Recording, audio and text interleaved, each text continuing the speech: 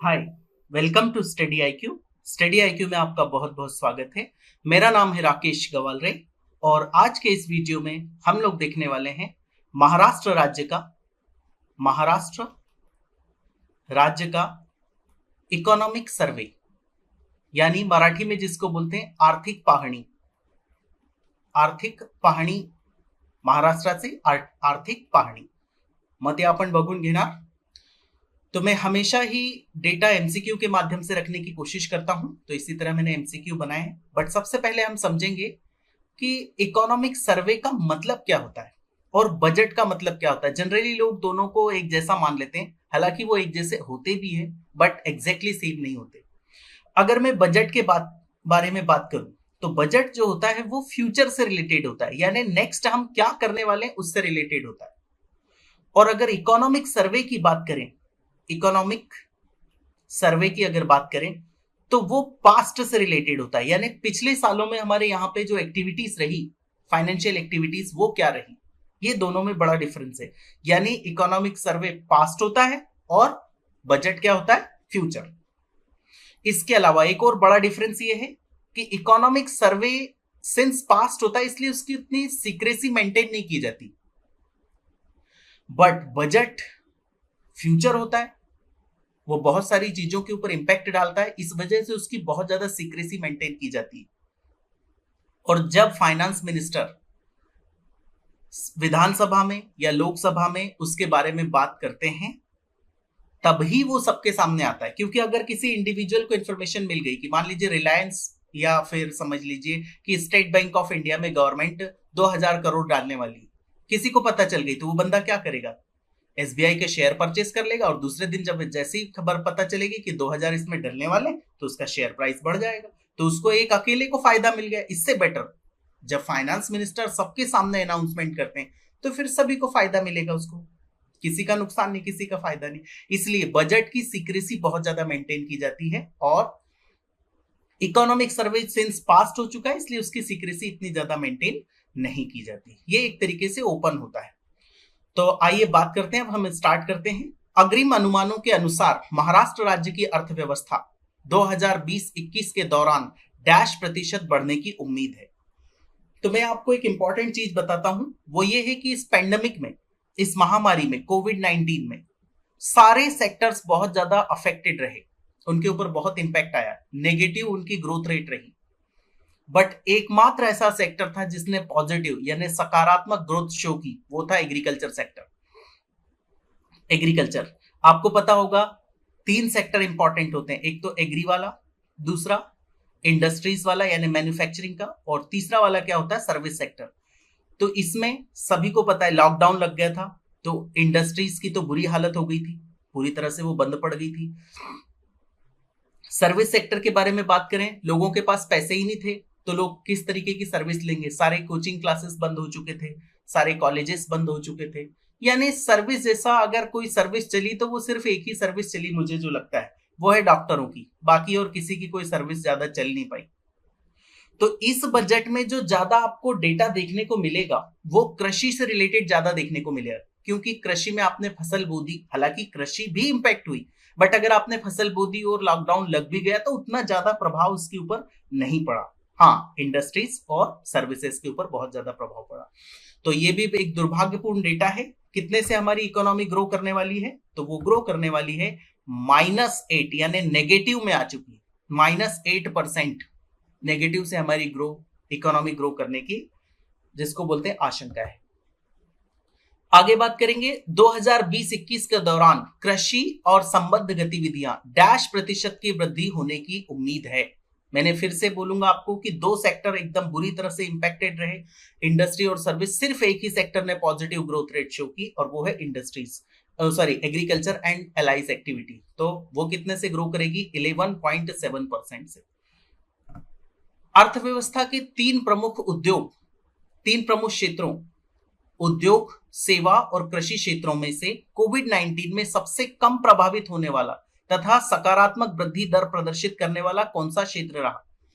तो इसके बारे में मैंने अभी बात की है, वो कौन सा क्षेत्र रहा, एकमात्र क्षेत्र है वो कृषि का। बाकी उद्योग बुरी तरह से प्रभावित रहे, सेवाएं यानी सर्विसेज भी प्रभावित रही, यानी इसका आंसर होगा कृषि। आगे बात करें, कृषि और संबद्ध गतिविधियों का क्षेत्र का real gross state value added dash प्रतिशत बढ़ने की उम्मीद है। तो पहले हम समझते हैं ग्रॉस वैल्यू एडेड होता क्या है। तो देखिए, मान लीजिए आपके पास कोई प्रोडक्ट था या कुछ भी चीज थी, 25 रुपए थे मान लीजिए आपके पास, फिर आपने 5 रुपए कमा लिए, तो आपने वैल्यू एडिशन कितने का कर दिया, 5 रुपए का, यानी 30 रुपए हो गए। बट ये रियल एडिशन नहीं है। क्यों रियल एडिशन नहीं है? मान लीजिए इस 5 रुपए में से आपने 3 रुपए खर्च कर दिए, तो आपका एडिशन कितना हुआ? 25 रुपए तो आपके पास थे, सिर्फ 2 ही रुपए का एडिशन हुआ। इसका मतलब अगर आपको real gross state value added निकालना है, स्टेट के संबंध में ये और देश के संबंध में हो तो हम सिंपल जीवीए बोलते हैं, ग्रॉस वैल्यू एडिशन, और स्टेट के संबंध में हो तो ग्रॉस स्टेट वैल्यू एडिशन।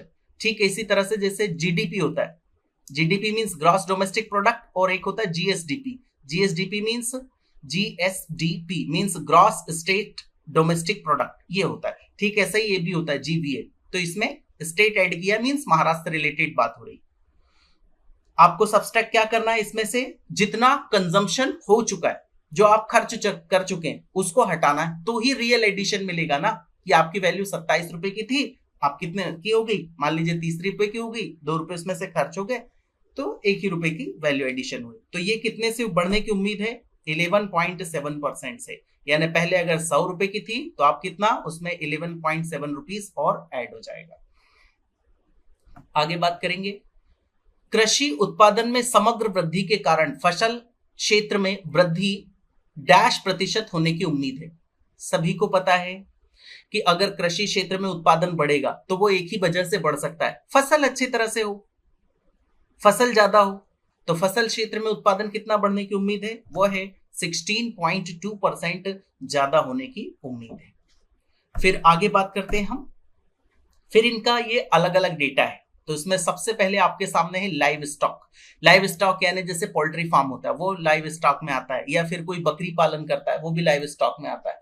तो वो कितने परसेंट से बढ़ने की उम्मीद है? 4.4% से, यानी काफी पॉजिटिव है।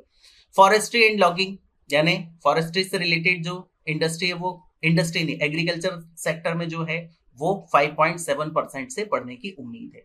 फिर फिशरीज एंड एक्वाकल्चर, ये पूरा प्राइमरी सेक्टर है जो मैंने आपको बताया। सेकेंडरी और टर्शरी तो बहुत बुरी तरह से इंपैक्टेड रहा, ये मैं पहले बता चुका हूं।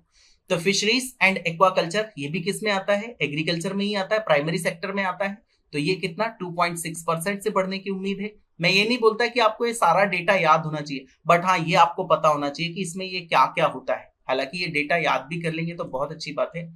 फिर worst hit in pandemic, pandemic में जो सबसे ज्यादा वर्स्ट हिट हुआ वो कौन सा हिट हुआ?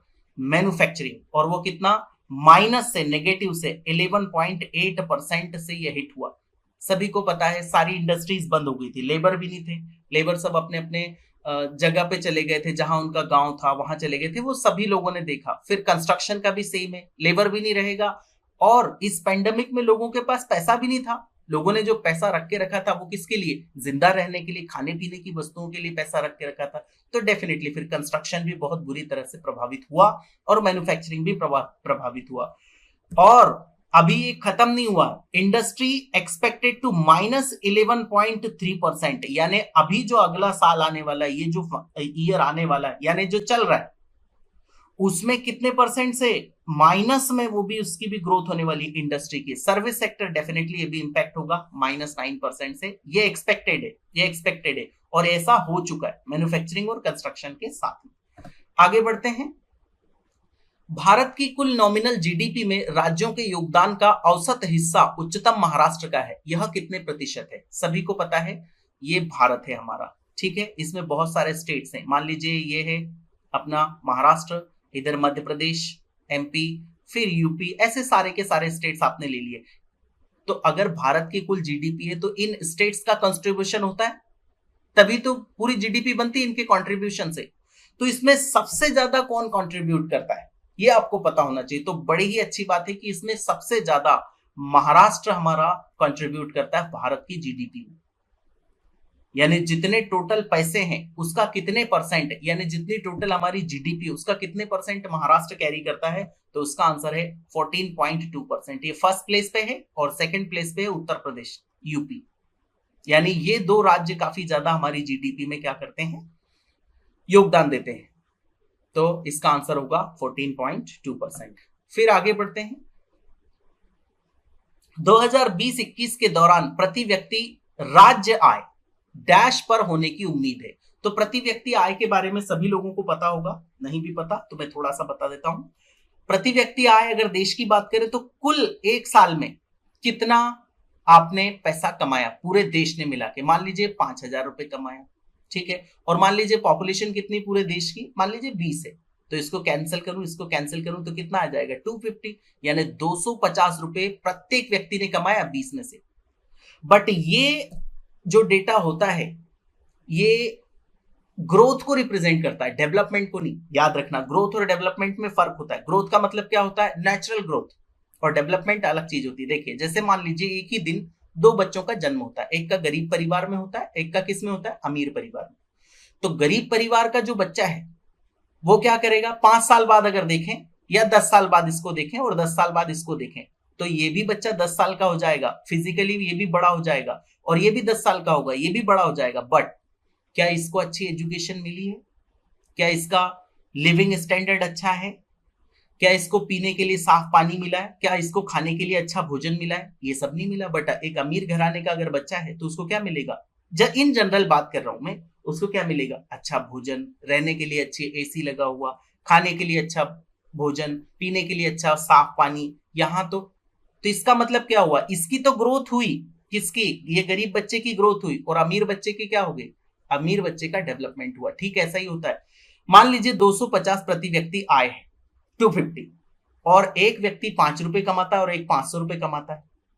एक कितना कमाता है, 5 रुपए, और एक 500 रुपए। और अगर प्रति व्यक्ति आय निकालें तो 5 + 500 डिवाइडेड बाय 2, तो ये कितना हो जाएगा 505 का, यानी लगभग 250 से थोड़ा सा ज्यादा।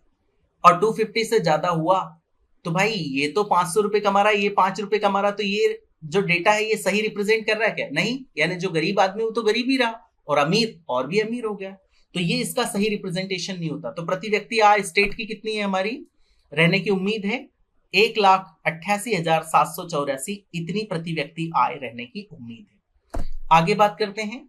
2020-21 के दौरान महाराष्ट्र की नॉमिनल जीएसडीपी कितनी रहने की उम्मीद है। जीएसडीपी मींस क्या, gross state domestic product. GDP क्या होता है, ग्रॉस डोमेस्टिक प्रोडक्ट, ये कंट्री का होता है, और जीएसडीपी किसका होता है, प्रत्येक स्टेट का होता है। जैसे मध्य प्रदेश का, महाराष्ट्र का, गुजरात का, इन सभी का अलग अलग जो जीडीपी होता है उसको जीएसडीपी बोलते हैं, क्योंकि देश का जीडीपी होता है। अब इसमें इसने एक नाम दिया है नॉमिनल, तो पहले तो आपको ये पता होना चाहिए नॉमिनल जीएसडीपी या जीडीपी क्या होता है और रियल जीडीपी क्या होता है। तो देखो इसको थोड़ा सा अगर रफली हम समझें, वैसे तो काफी कॉम्प्लिकेटेड है ये। तो ऐसा हुआ, मान लीजिए आपकी जीडीपी 20 रुपए की थी, यानी टोटल जो वैल्यू थी जीडीपी की वो कितनी थी, 20 की। अब वो कितनी हो गई, 25 रुपए हो गई इस साल में। बट इस दौरान हम चेक क्या करते हैं, goods and services produced in a financial year, ये हम लोग चेक करते हैं, उनकी कीमत देखते हैं। मान लीजिए 20 रुपए से 25 रुपए हुआ, बट उसमें कुछ इन्फ्लेशन भी तो बड़ा होगा ना, तो हम उस इन्फ्लेशन को जनरली, इन जनरल ऐसा रफली मान सकते हो आप, हम उस इन्फ्लेशन को इसमें से अगर माइनस कर दें, किसमें से, इसमें से, तो उसको बोला जाता है रियल जीडीपी। जैसे मान लीजिए 2 रुपए की इन्फ्लेशन हो गई, एक प्रोडक्ट 20 रुपए का मिल रहा था, अब वही प्रोडक्ट कितने का मिल रहा है, 22 का, और टोटल हमारा प्रोडक्शन कितने का हो, 25 रुपए का। तो अब अगर मैं, ये तो नॉमिनल जीडीपी है, ये 25, 20 से 25 हुई, ये नॉमिनल जीडीपी है, तो रियल जीडीपी इसमें से 2 माइनस कर दो, यानी 23 रुपए रियल जीडीपी हो। तो हमारे महाराष्ट्र की जो नॉमिनल जीएसडीपी है वो कितनी रहने वाली है, वो रहने वाली है 26,61,629 करोड़, 26,61,629 करोड़। आगे बात करते हैं। जनवरी 2020-21 तक कुल 156.63 लाख पात्र राशन कार्ड में से डैश राशन कार्डों की आधार सीडिंग की गई, जिन्हें राष्ट्रीय खाद्य सुरक्षा अधिनियम के तहत कवर किया गया। अब समझना, पहली बात तो हम समझते हैं कि ये आधार सीडिंग क्या है। तो आधार सीडिंग कुछ और नहीं बल्कि आपका जो राशन कार्ड है वो किससे कनेक्ट कर दिया गया, वो आधार से कनेक्ट कर दिया गया। आपको पता है आधार एक व्यक्ति का एक ही होता है, और पहले ऐसा होता था कि एक ही नाम पे दो दो राशन कार्ड बने हुए और वो दो दो अलग अलग क्या ले रहे हैं, खाद्यान्न ले रहे हैं। किस पे? फेयर प्राइस पे। फेयर प्राइस पे यानी जो सब्सिडी में देती है ना सरकार, आपने देखा होगा 3 रुपए किलो चावल बेचती है सरकार, 2 रुपए किलो गेहूं बेचती है, 1 रुपए किलो दाल बेचती है सरकार फेयर प्राइस शॉप्स पे, ये आपने देखा होगा। और एक बंदा है उसने दो दो बनवा लिए राशन कार्ड, और वो क्या कर रहा है, दो दो बार राशन ले रहा है, दो दो बार क्या ले रहा है, वो खाद्यान्न ले रहा है और इसको बाद में ले जाके वो बेच रहा है। तो इससे तो इसका दुरुपयोग हुआ। इससे बेटर इसको किससे कनेक्ट किया जाए, आधार से, ताकि भाई एक बार आपका हो गया, आपका एक बार बायोमेट्रिक हो गया, दैट्स इट, अब आपको नहीं मिलेगा क्योंकि रिकॉर्ड में आ जाएगा। तो इसको बोलते हैं आधार सीडिंग। आधार सीडिंग यानी आपके जो राशन कार्ड है उसको कनेक्ट करना किससे, आधार कार्ड से, ताकि उसका मिसयूज ना हो। और जिन्हें राष्ट्रीय खाद्य सुरक्षा अधिनियम, नेशनल फूड सिक्योरिटी एक्ट के तहत कवर किया गया, तो पहले आपको यह भी पता होना चाहिए ये 2013 में आया था राष्ट्रीय खाद्य सुरक्षा अधिनियम।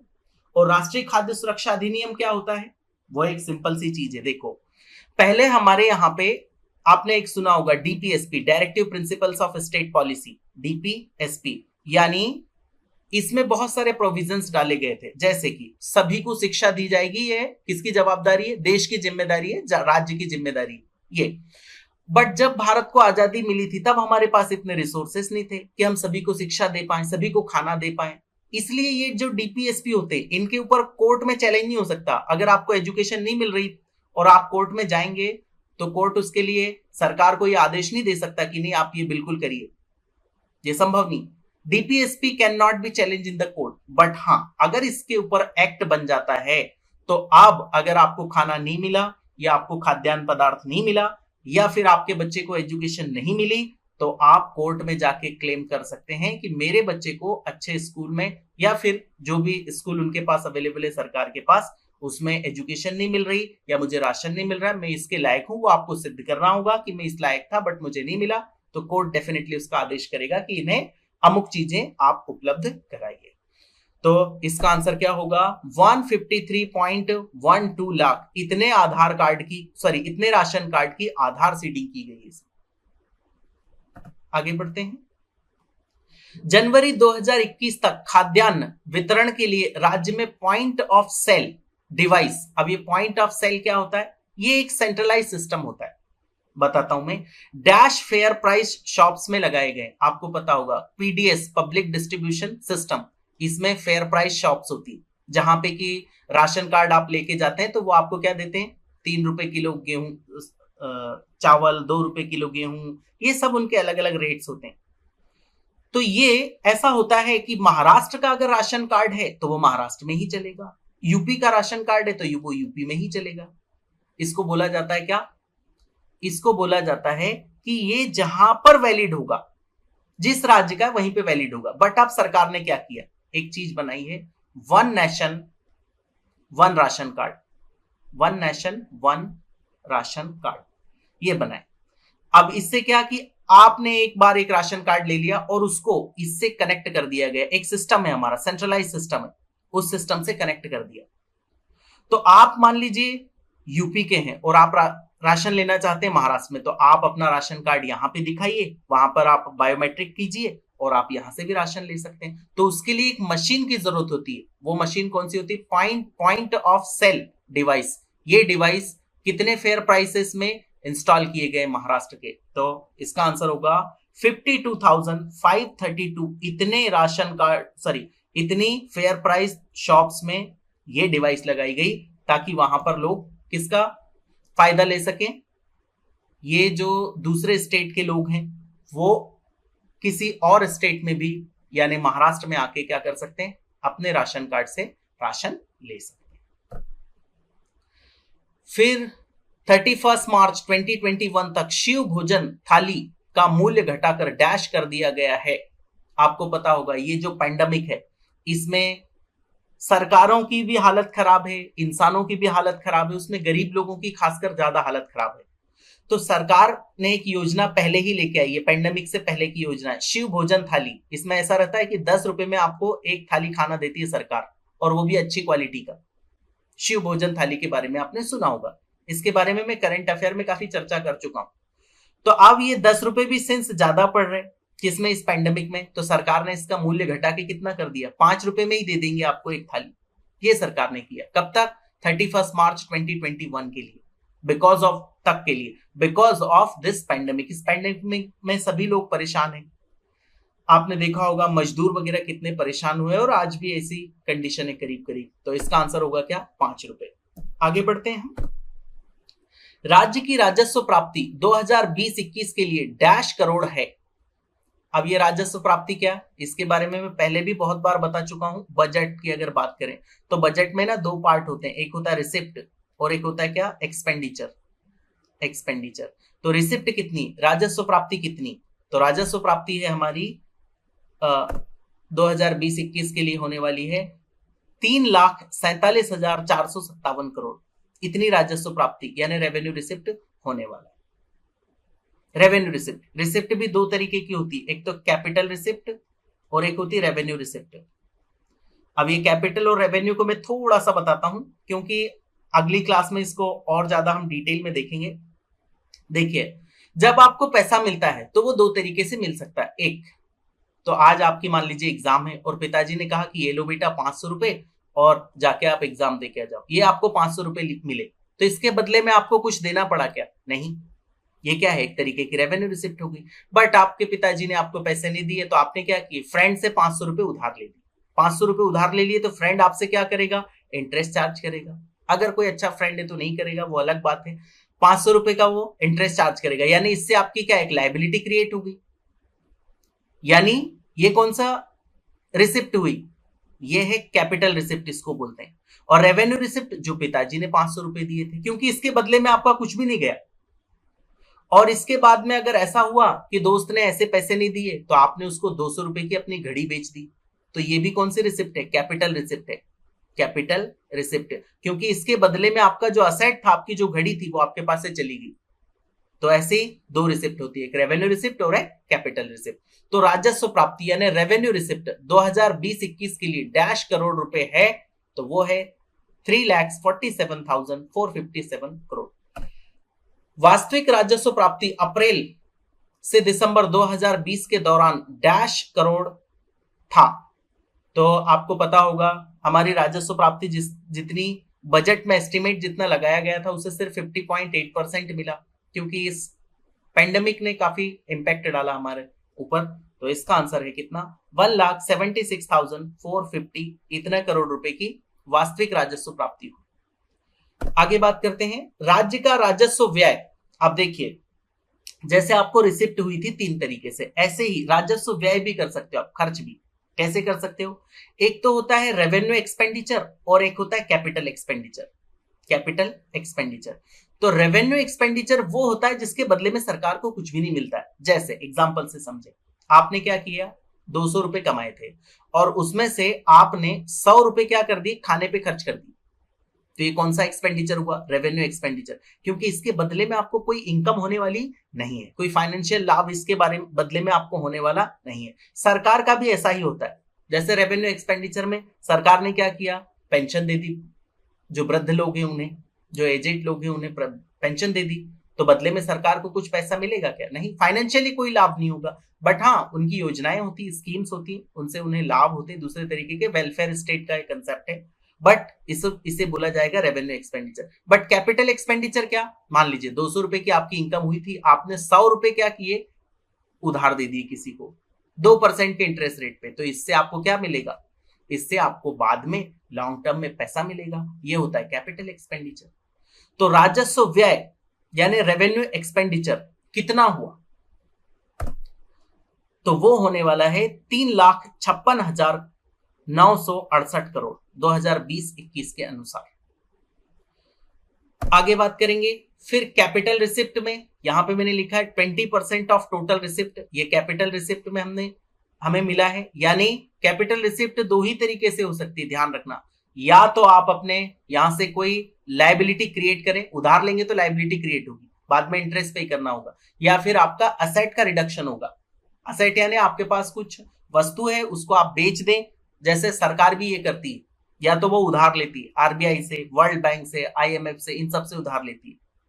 या फिर दूसरा, अपने जो शेयर होते हैं वो जैसे कि बीपीसीएल बेच रही सरकार, Bharat petroleum corporation limited, national level पे, स्टेट लेवल पे भी कंपनियां होती है, उनके पास शेयर्स होते हैं, तो उनको वो बेच दिए, उससे जो पैसा मिला वो खर्च कर दिए। हालांकि ये बहुत ही बेकार खर्चा होता है, कैपिटल रिसिप्ट, याद रखना, क्योंकि उधारी आपको चुकाना पड़ेगी, और आपका अगर उधारी नहीं चुकाना चाहते तो आपके पास से असेट रिड्यूस होगा।